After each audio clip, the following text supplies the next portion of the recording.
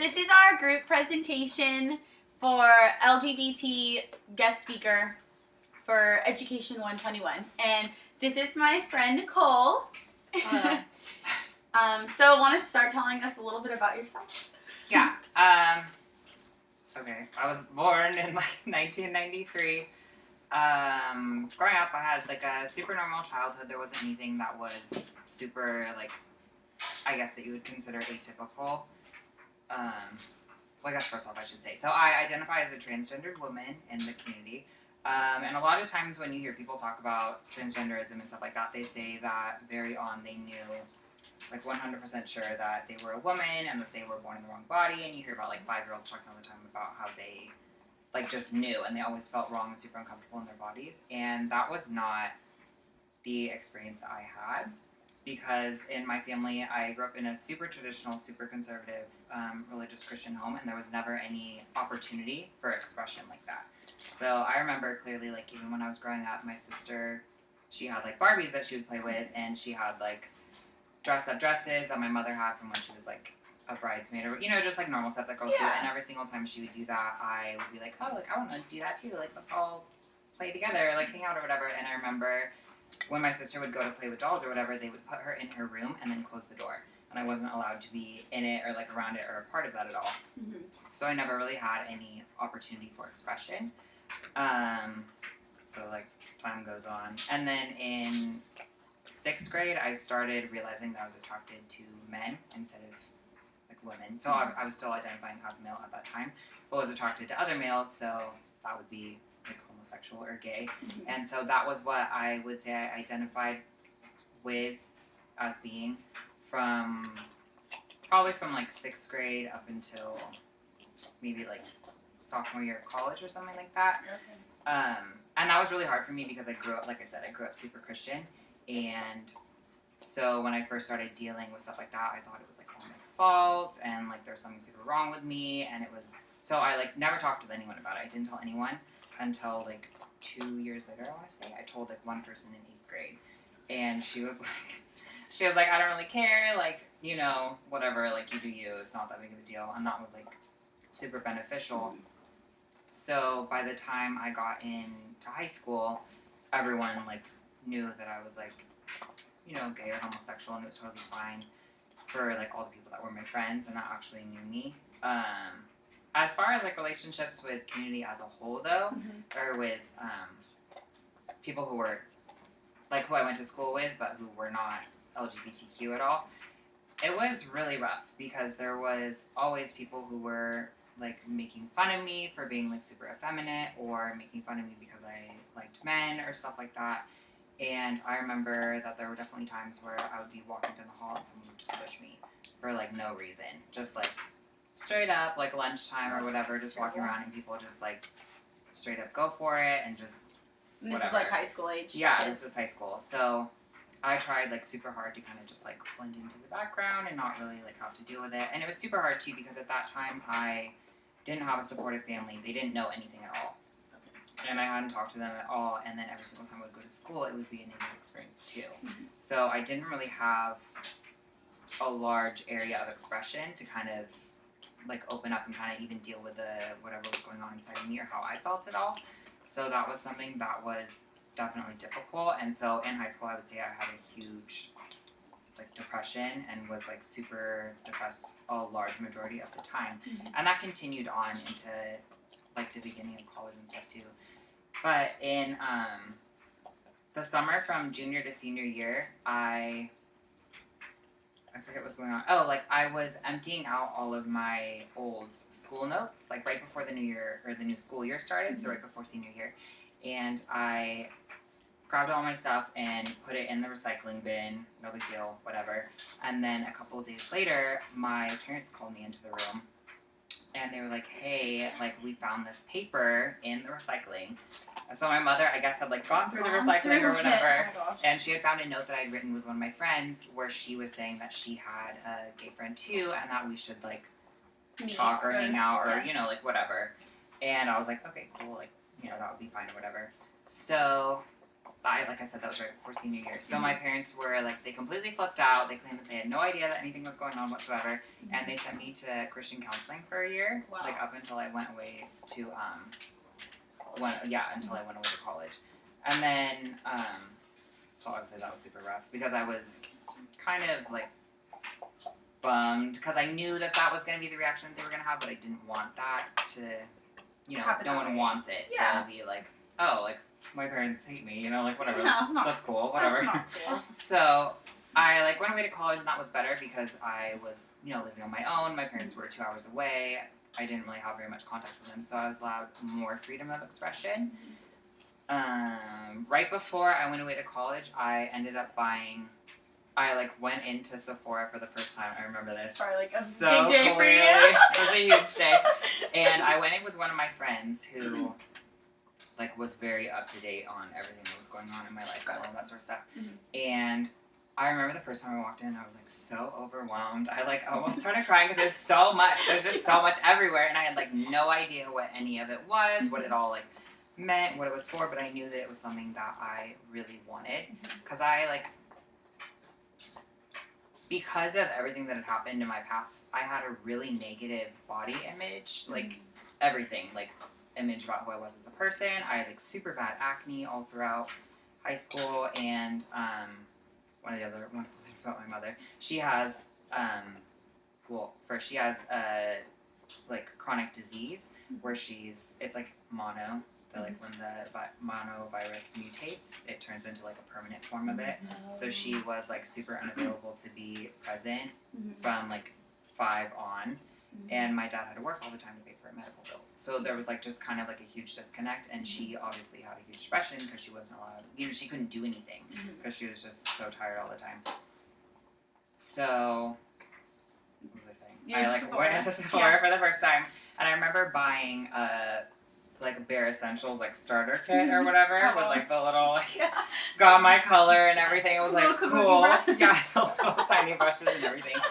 And I remember going away to school and finally having that freedom to, because I'd always practiced makeup on all my friends and stuff like that because it was just super fun stuff that we did, whatever.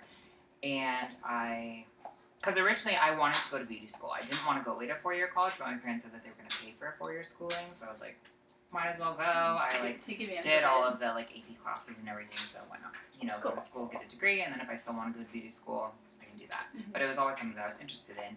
So I bought that, and I remember smuggling it in my stuff, and then when we got to school and I had to unpack everything, I was you guys just leave for go wander the campus or whatever, look at everything for an hour while I unpack everything.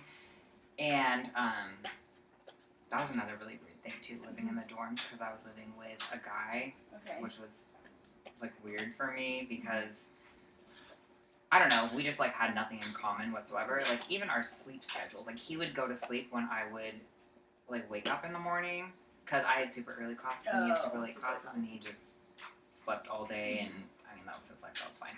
But we never really ever got along, so we didn't really have that much in common. Oh, that's the other thing too, I never had any male friends growing up at all. It was all female friends, and even to this day I find it's super hard for me to have strong or close attachment with men in a friend sort of way, because I didn't really ever have anything that was in common with them. So I smuggled all my stuff with me to college, got there, and then slowly started experimenting with that. I remember looking super busted a number of times, and but it was just it was a starting point, and that's where I had to go. And I remember seeing a therapist at UC Davis when I first got there, and I remember her saying, well, why wouldn't you just try it out? What's the what's the worst that's gonna happen? Why are you so concerned with all this stuff? And so I talked to her about it, and she encouraged me to go. Is it recording? Yeah. She encouraged me to go do it. So I remember walking into the Rite Aid that's right across from campus and buying eyeliner for the first time, and it's crazy when you get to the checkout how fast your heart goes. It's when people describe buying condoms for the first time. It's that experience that's super right. It's that thing where you you feel super wrong for like buying it, and you like don't feel like you should be, but like there's nothing wrong with it, and no one else cares, and it's just in your head, but it's very much like one of those things. Okay. And so I remember doing that, and I remember going home and like trying it out, and I had a friend with me who was in the dorms, and she like came up like while I was like putting it on in like the little mirror that was on the back of the door or whatever. And putting it on her, being like, just like smiling and like, yay, like whatever. Like, I'm excited for you. It wasn't that big of a, it was a huge deal for me, but it wasn't for like anyone else. So the first time I like went out as a woman was obviously on Halloween. That's where everyone starts. But it was I didn't know that. Is that a common? Oh, yeah.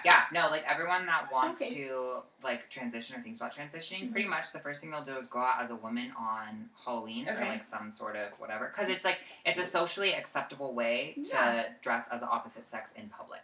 I never thought of that way, but I wouldn't have thought that's that super either. cool. Yeah, no, but that's what pretty much, from all my experiences, that's what people talk about doing, stuff like that. Or you'll get into stuff like drag queens, going to like a drag show, amateur drag night, and dressing up as a female and performing on stage. It's kind of that like first experience where people have with being in front of other people as the opposite gender. But I remember I like had lab super late that night. It was a Wednesday. I like had lab. It was from like 5 to 8 or something like that. And I remember getting all dressed up, and I made sure, like, months in advance, because that was another thing, my family never did Halloween, so I, like, didn't have any experience with it, and so I was super determined to, like, have my Halloween, dress up, and, like, have fun, do my thing. Yeah. So I remember getting all ready, and, like, doing that, and going out to lab. That was all that I had that day. I, like, didn't go out after. There wasn't any other reason to do that. I remember I bought these heels from Charlotte Russe that I had like also smuggled from home or whatever, size 10s. I don't even want to talk about it. But they were like, and I just like went to lab in a dress, heels, and I had like this wig too. That was like just like reddish brown hair or whatever. And I remember going out the first time, and there were so many people that didn't recognize me. Like, people that I was classmates with, talked to on a regular basis, they, like, saw me in the hallway and, like, looked at me and looked away. Like, someone that you didn't even know. And I was like, hey! And they were like, oh my gosh, and, like, flipped out or whatever. And they were like, oh, like, I didn't realize it was you or whatever, and all that sort of stuff.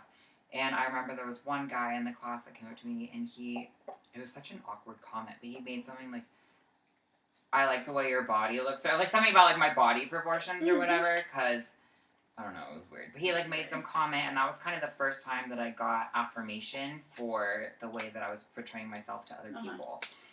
So, originally, like, makeup appealed to me because it allowed me to cover, like, what was going on with my face and, like, all the insecurities that I had. And then eventually it turned into kind of, like, a transformation, like a day-to-day transformation from, like, masculine to feminine. Because at that point, I definitely still identified as male. Okay. So this was like 2012, so 3 years ago maybe, so sophomore year. Okay. And I started wearing makeup every day. In college, it wasn't really as bad. They weren't overt in anything that they would say. Oh my gosh, wait, I remember one time I was at the corner about to cross the street, and I'm pretty sure I had like makeup on or whatever, but I was dressed like as a boy. Yeah. And I remember overhearing these, like, couple of guys talking to each other, and, like, what even is it? Like, not even assigning a gender whatsoever, just, like, what is it? And, like, laughing and, like, all this sort of stuff. And that was something that was super, like, because, like, you don't even, like, talk about babies as it's if you don't know, like, you find some way to work around it, or, like, even pets have higher, so I felt like I wasn't even, like, worthy of that type of level, and that was, like, super hurtful for me. But, okay, so, like, 2012, started wearing makeup, was still dressing as a guy, going out. I was, like, tutoring, that was the funny thing, because I was tutoring the, like, NCAA athletes, and because I was tutoring in math. Okay, math. Because it was calculus, and I had taken all the courses and done super well, so I was tutoring them, and it was just really funny because it was all male athletes, and we never really talked about it. We, like, never really brought anything up, but it was so funny because later, like, years later, one of them messaged me on like a dating site or whatever and was like, wait, you were my tutor like a long time ago and you like started me thinking about like all of this stuff and like I like really want to like go out with you or whatever. And I was like, that's so weird to me. Like we had a different like relationship where I was like meant like, you know, like tutoring oh my God, tutoring you or like teaching you something. Yes. And I was like, I didn't like feel comfortable with that at all. But that was the one time in high school, something had happened where this guy had figured out that I was like gay and had a crush on him or whatever. And then like a year later, he wanted to experiment but didn't want to have any type of relationship. Or like anything like that. And that was something that I was completely uncomfortable with. I didn't have my first kiss until I was like 18. Like in college on my own. This guy like totally pressured me into it. Same with sex. It was like the same like guy, same everything. It was like super bad. But I remember that was like one thing that he had said, and that was another thing about the LGBTQ community that I didn't like was because it was so taboo, or it's not like super acceptable. At least that's the way that I feel. I feel like there's a large value associated with like people having sex and then just like being done, like no strings attached. Very much more so prevalent in the like gay community than I would say in the straight community from my experience at least. And that was something that was super hard because I was raised super religious. Those were still all the beliefs that I had and I wanted, you know, like I just wanted someone to like pay, like I don't care if anyone does it, it's totally their like prerogative. I really don't care. That's fine, you know, live your life. But for me personally, I just like, I wanted that like romance. I wanted someone to like fall in love with me and to like take my time and for all of it to just, you know, be right, be magical, whatever, which it obviously wasn't going to happen, but that's fine. And so I remember that was like something that was super difficult was like that aspect of the community. But so after 2012, I was taking like a whole bunch of hard classes and I was tutoring obviously at the same time and it was super hard for me and everything was still going on with my parents and I was realizing that I was going to have to go back to live at home and like when I lived at home obviously I couldn't do anything like I had to be all like by the book, like completely male 100% of the time, no makeup, nothing like that. So I was thinking about the fact that I was going to have to move back home for the summer because that was what was expected. My parents like said that they wouldn't pay for anything if I was going to stay up here.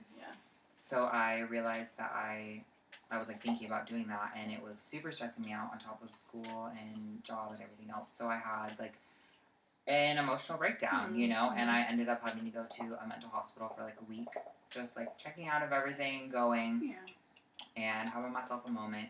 And then when I got back, the first thing that my parents said was, we need to meet. And, like, we need to talk. And I was like, okay, like, fine. Because they had tried to visit me. They had found out what hospital I went to and had tried to visit me while I was there. And I said, no, I don't want to see them. Like, had, like, a panic attack, everything. Like, didn't want to have to deal with it. Because that was the whole reason why I was there. So they just didn't have to for however long.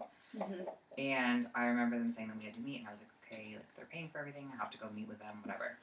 So I went and met with them. And they gave me a 4-page long contract that said, like, these are all the rules that you have to live by. And it was stuff that was, like, I wasn't allowed to live with girls because I was a guy, and it would be wrong for a guy and a girl to live together before marriage. Like, we're, like, talking, like, way back. And I wasn't allowed to live with anyone who I was romantically interested in with. Romantically interested in. And there's like all these other rules, like if I didn't text them back by a certain amount of time, they'd pull money out of my bank account. So like it was messing with like my finances, like, you know, like everything. So I decided that I couldn't sign the contract, and at that point I lost my like apartment. I couldn't go to school anymore because everything was through them paying, and I couldn't get financial aid because it's all approved through them, through like the FAFSA, right, which has your parental contributions. And when I tried to talk to an advisor about it, she said that there wasn't anything that we could do until it had been a significant enough amount of time. She said because usually those things are resolved within like 6 months or whatever. And I totally get that, and that's totally fine. But at that point, it was really a bummer. So I ended up moving in with one of my friends. I like didn't have my job on campus anymore because that was like attached through being a student. So I didn't have that. I didn't have school. I didn't have my apartment. So I moved in with my friend and ended up sleeping on her couch for like 3 months or whatever. I was super glad that she was there for me, and she's always been super supportive. She's my current roommate now. Okay. But that was like super hard. I was obviously super depressed because I didn't know what was going on. I had made this decision where I was like, okay, I'm gonna like try and do it on my own. I'm gonna be true to myself instead of, you know, listening to what you know everyone else wants me to do. So I moved in with her and then got a job and started trying to like figure it all out on my own. And that was like 2013, beginning of 2013. And then last year, 2014, I had been like going back and so June right after that, so that happened in like March of 2013, and then June of 2013, I realized that I wanted to start growing out my hair because it was the same thing with the eyeliner that my like therapist said. Try it out. If you don't like it, it's something permanent, whatever. Like you can just continue on with your life. And then eventually, I like slowly made the decision because the more I did, the more comfortable I felt with who I was as a person, and the more like right it all felt. So I just decided just keep going. You know, it just made sense to just like keep on going on that path or whatever. So I like just kept on doing that, and then last year I got the job at Starbucks where I worked with you in like 2014, and that was the first time that I started living full-time as a woman because I would like go out on like certain days or whatever. But that was the first time that I started full-time going in as like a woman. And at that point I had 2 jobs, and so the first job I told them like, hey, I wanna, you know, I don't want to be going by my original name anymore, which was Nathan. And it sounds so weird to say now because it's been like so long and I'm like I'm not that person anymore. But I told them that I wanted to change, and they were like, well, what names, like, or what, like, do you want us to call you? And I just came up with Nicole, because, so all of my, like, first, middle, and last name, growing up, had always had the same number of digits. It had always been, like, 6 digits. And so I, like, when I chose a name, I was like, oh, it's Nicole. It starts with an N, it has 6 digits, or 6 letters or whatever. Wow. So, like, all made sense, and it just seemed like a normal name, because that was kind of the thing that I wanted. I just wanted to be like, you know, like normal and accepted. Definitely. And so that's what I did when I told them about Panera, and that was a really hard switch for like me and everyone that was there. Oh my gosh, I remember one time I was working at Panera and I was still going by Nathan, and I was at the cash register, and this girl came up, and this woman, she was older than I was, she was like 30s or something. She came up and ordered, and I like did all of her order, and she's like, so what's your other name? Wow. And I was like what? Like what are you talking about? And she's like, your other name, like obviously you, like, you know, this is not who you are. And at the time I was kind of like, it's like, you don't know my life. Like, could we maybe like, I'm like ringing you up for food. Could we maybe like keep this going? None of your business. Like, so personal. Right, it's so personal. And a lot of the times people ask questions and they don't realize how personal it is. Yeah. And it's totally fine. I welcome people to ask me all kinds of questions all the time because I want people to know. Because that's where I feel like the large majority of all of the problem comes from, is because people just don't know. And I feel like if you've ever had an authentic relationship with anyone who's from any of these communities that you guys are talking about, you're going to realize that all these people are just normal people. And there's nothing that's like super weird about anyone, and they're all just, you know, individuals. And that all of these labels that we're assigning to people are aspects of who they are, but they're not the full summation of who they are as people. Definitely. And that's something that's super important to me, is like, this is an aspect of who I am, but it's not all that I am. Exactly. You know what I mean? Like, you're a human, just right. like all of us. Yeah. So, what else was I going to say? So I made that switch there, and then when I started at Starbucks, I told our manager that I didn't want to go by my legal name, and she asked me what I wanted to go by, and I said, you know, that I've been going by Nicole at Panera, where I had worked, and she was like, that's such a boring name. Like, why would you use that? Oh my God. And I was like, okay, like, what do you have in mind? Yeah. I'd like to see you You have any ideas? And she was like, she's like, you should be Natasha, like Natasha Romanoff from the Avengers, because she's so obsessed with superheroes. And she's like, everyone wants to be a superhero. You can be the Black Widow. So I remember she wrote my name tag, did a little spider on the A, and everyone was like, why do you have a sun on the end of the A? Because it like looked like a sun instead of a spider. And so that's just like what I've gone by there since. But ever since then, I made the decision that I want to go by Nicole full time.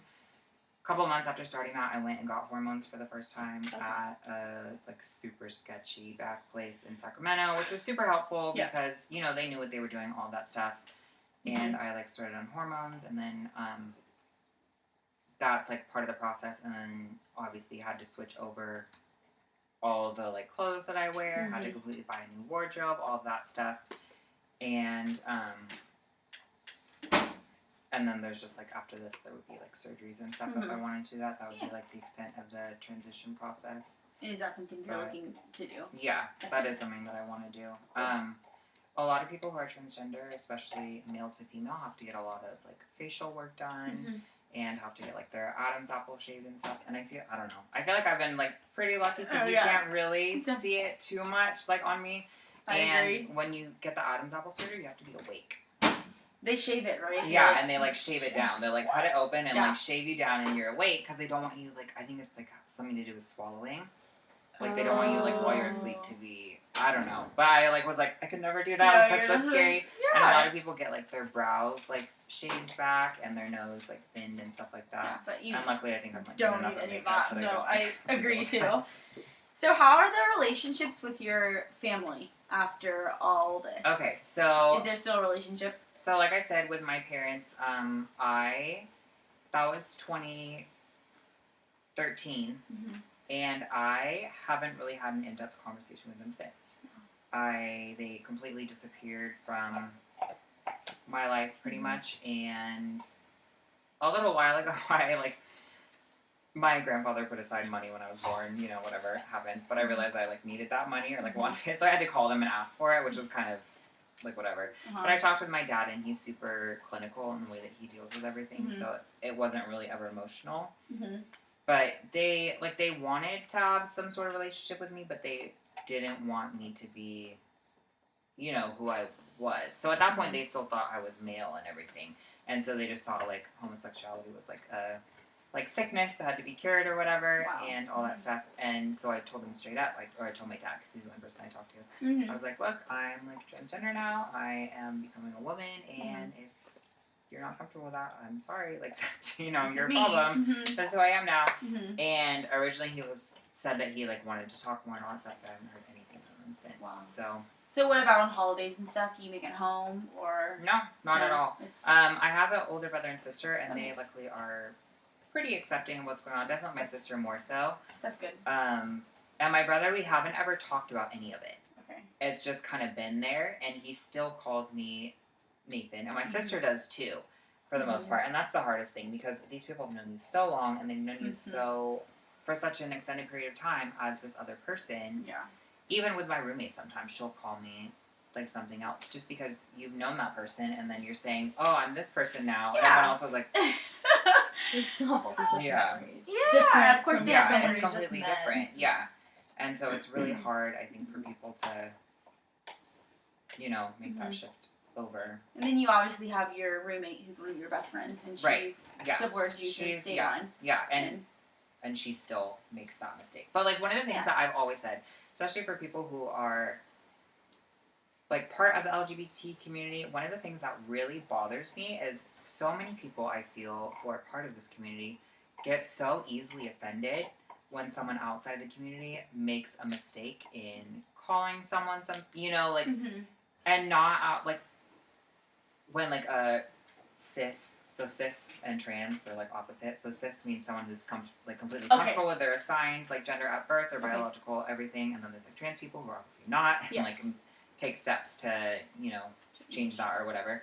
So I feel like there's so many people who are, like, part of the LGBT community who get so offended when someone from, like, the normative community makes an error in referring to someone.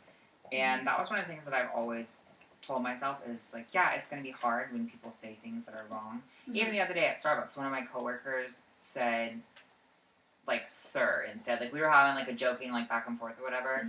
And they said sir. And it was, like, one of those things that I know they didn't mean it, but it still was really hurtful because I was like, look, I've made so much progress. Like, I've done so much. And I do so much on a day-to-day basis to, like, make sure that I'm, like, as passable. So passable means, like, you look and act like the other gender. Okay.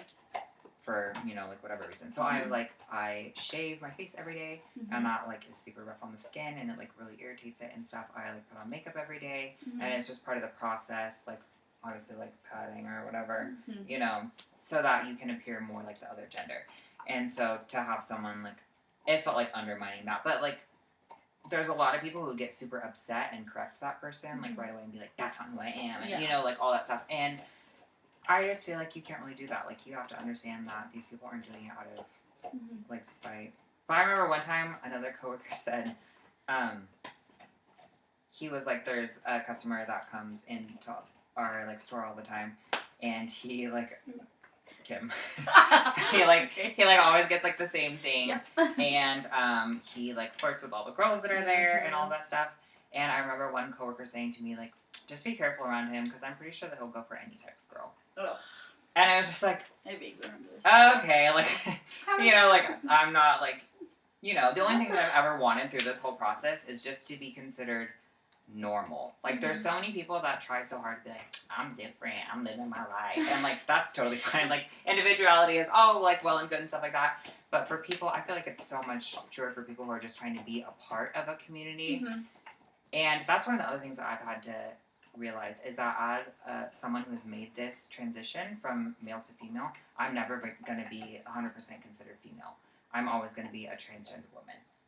And that's something that's really hard and something that I had to deal with personally, because there's still going to be people that are going to be like, no, like, you know, like, even though I've done all of this, you're still, like, you were still born male, like, you're still, this is who you are. Yeah. Even, like, if you have surgery and everything, you're never going to look exactly like a female does, or you're never going to have exactly the same, like, body, and nothing's going to work exactly the same. So that's one of the things that was kind of hard to deal with, but I'm sure.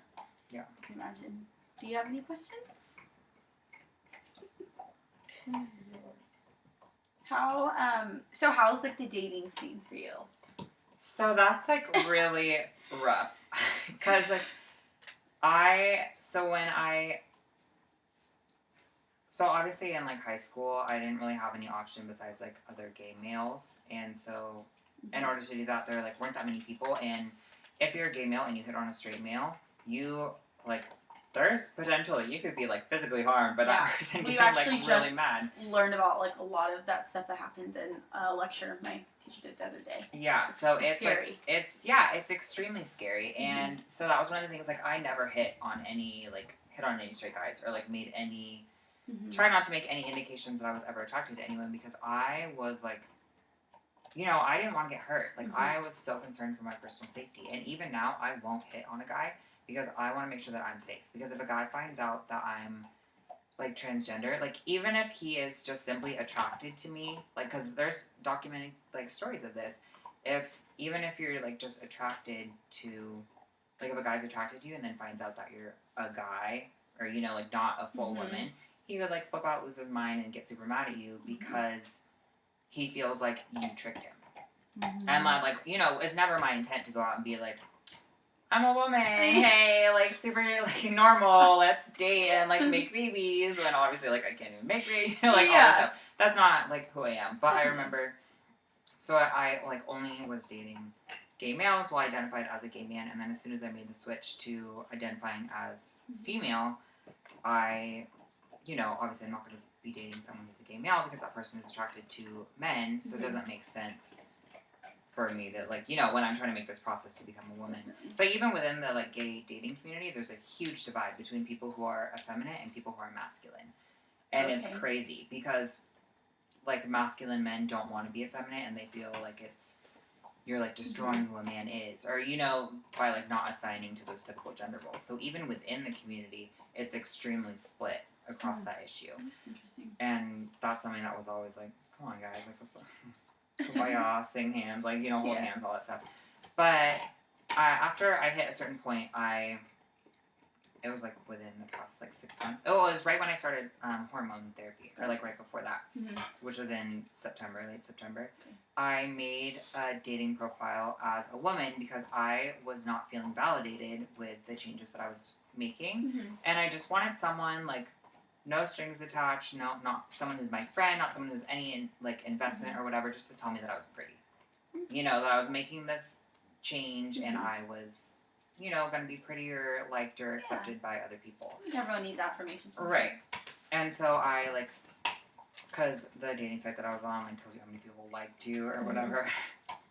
So I, like, you know, it was super validating to me because there were all these people that didn't know me, didn't know what was going on. And I take really good selfies.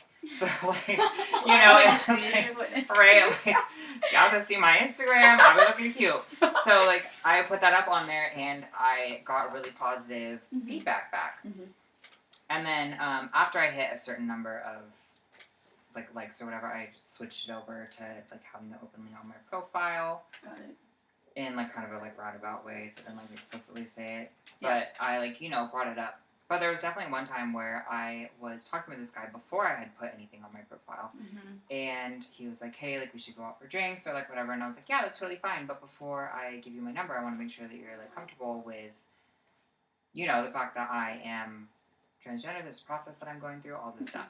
Because that's one thing that I've always said is I don't want to, like I said earlier, I don't want to trick anyone. I don't want anyone to think that like, I'm not trying to, like, get in deep with a guy and then be like, this just in.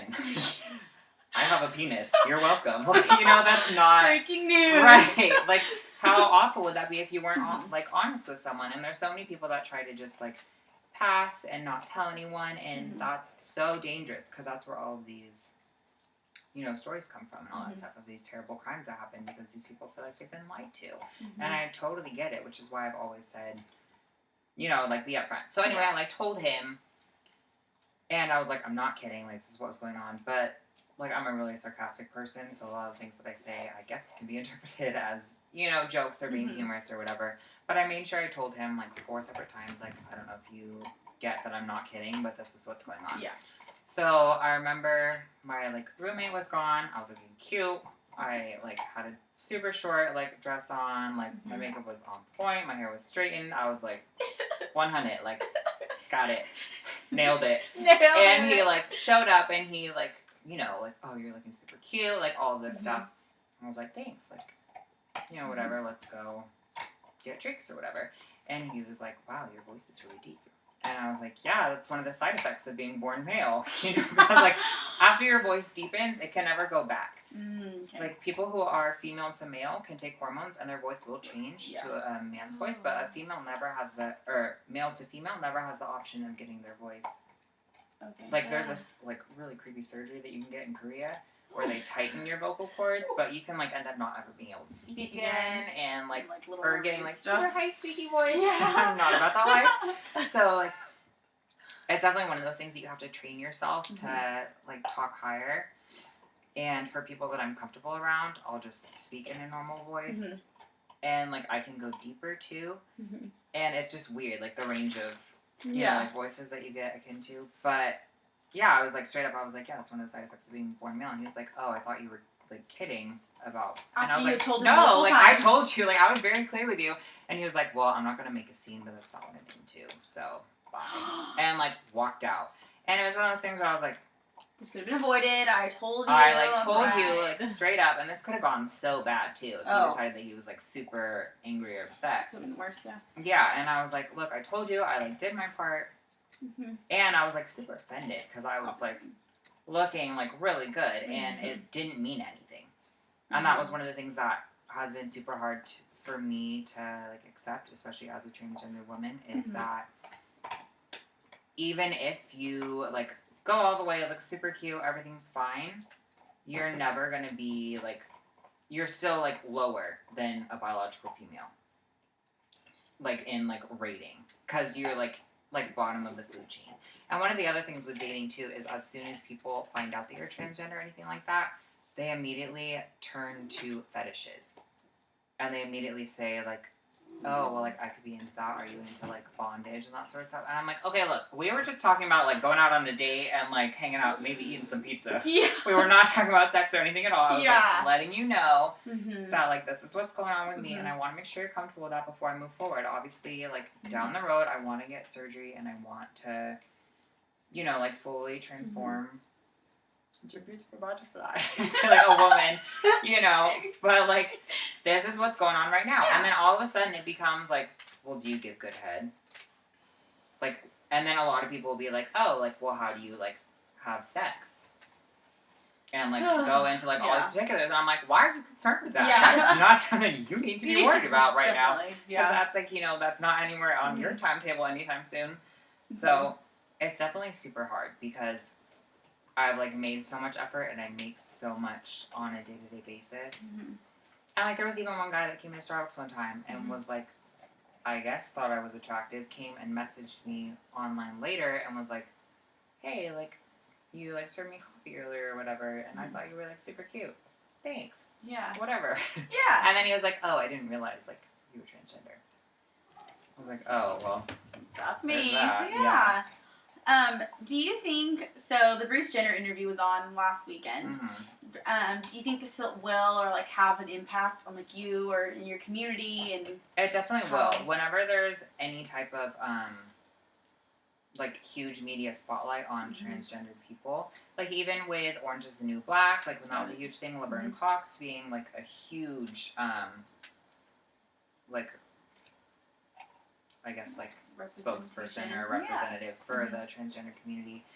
Anytime like there's more people like that are, you know, famous or almost famous or, you know, in the media spotlight, the more attention that's brought to the issue, the more normalized I feel it becomes. Right. And the more that people have people that they can look up to and they can see as being successful members inside of that community, it's going to just benefit the population as a whole, because all those people who are super, like, are doubting themselves and all that stuff. Because for a while, I didn't want to make the transition because I didn't ever think that I could be beautiful. I didn't ever think that it would be possible for me to, you know, ever receive or, like, attain any type of beauty. And so people like Carmen Carrera, who's a, like, supermodel now, does stuff in, like, W Magazine, like, all of this different stuff. Candace Kane, who's in, she does like TV shows and stuff. She'll be in like CSI or, you know, like random stuff. To have people like this in the media spotlight, it's definitely positive because it brings attention to the issue and creates discussion over it, which is super, I think is super positive. And obviously it's very admirable that Bruce decided to, you know, make that public declaration. And whether she wants to or not, she's now like completely in the media spotlight, and her transition is going to be so closely monitored and followed, and people are going to be all up in her business. And that's the automatic feeder for the cat. Okay. So funny. But that's one of the things, like, even living in Davis, because it's like a smaller town, and because I have worked at like major places across town, there's people that are all up in my business. Wow. Yeah. Just like following like my transition and like all of this sort of stuff, and people that I have no idea who they are, they'll be like, oh, you like used to work over here, like, you know, like what's going on now, like do you still work over there, and all this stuff where they wouldn't normally. I remember even one time I went out with my brother and sister, and I was like, it's super difficult because every single time I go out, because I'm different, people remember me and they recognize and they'll recognize me. And we went and sat down at the table, and the waitress came over, she's like, oh, you work at Panera, don't you? I was like, why is this happening? And there's so many times where, like, if I'm getting my Domino's late at night, I'd be looking messy. No one's supposed to see me, and a guy will come to the door and be like, oh, you work at Starbucks, don't you? Yeah. Could we maybe, like, pretend like you didn't recognize me looking like this? Like, this is not what my life is supposed to be like. And it's, like, it's one of those things that's super hard, being so focused in on. So it'll be interesting to see how she deals with all of that pressure. And I know she said that she is not like a spokesperson for the whole community, and I feel like that's true of like any individual. Like they're not a spokesperson for the whole community, but you are someone who is a part of that community, representing. And as someone who is so pushed into the media spotlight, you have no choice but to make an impact on other people who may or may not be ascribing to this community or interested in like what's going on, all that sort of stuff. Definitely. It's going to be, like, a huge deal. But the other thing, too, is the later in life you transition, the more time you give testosterone to work on your body, so the more masculine you will always appear. So people who start younger, like for the kids who are, like, 5 and completely understand that they're female, even though they were born biologically male, and, I mean, that raises some ethical questions about, like, how sure are you really, and all that sort of stuff. But not going into that, for people who do start hormone therapy that young, there's like a German singer, Kim Petras, who is like a pop icon, or I don't know how famous she is, but she started hormones before her voice even changed. Wow. So she still has a female voice, and she can go out and, sing, which is something that I can't do, because if I start singing, it's, like I did karaoke on my birthday to Britney Spears' Toxic, and it's like, that's a man, Maury. Like, like there's no going around it. It's one of those things, like, it's completely unavoidable. Mm-hmm. And so there are, like, even when I was trying to decide whether or not I wanted to take hormones and stuff like that, I was like, well, you better decide soon because, clock's ticking. So I feel like for her, it's going to be super interesting to see how, I don't want to say successful, but, to, like, see her transition and see, like, what happens. It's going to be super interesting. But it's definitely easier for people who have that type of money because transitioning is so expensive. Imagine. Because you have to, like, on top of all of the doctor's bills. Oh, and if you're on hormones, your lifespan is way shorter. And you have to take them for the rest of your life. Because otherwise you're going to get the testosterone back in your body. And it's just one of those things you just have to be on. And you, like, have to be okay with that. And, like, not having kids. It's just one of those things that it's part and parcel of being a part of that community. And so, I don't know, I feel like she will be more successful than other people her age because she has access to the, like, money and the surgeons and cosmetic everything to make it happen. So, I feel like it's good that it's brought to the media, but at the same time, I, like, empathize with her and I feel sorry for her because I know, like, for me, I don't want people up in my business. I just want to do it and be done with it and move on and be like you. New, or like or whatever.